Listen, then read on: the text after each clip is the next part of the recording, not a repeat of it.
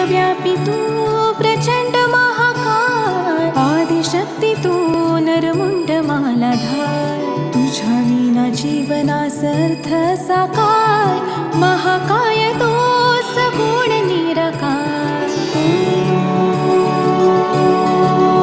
नमः शिवाय. ओम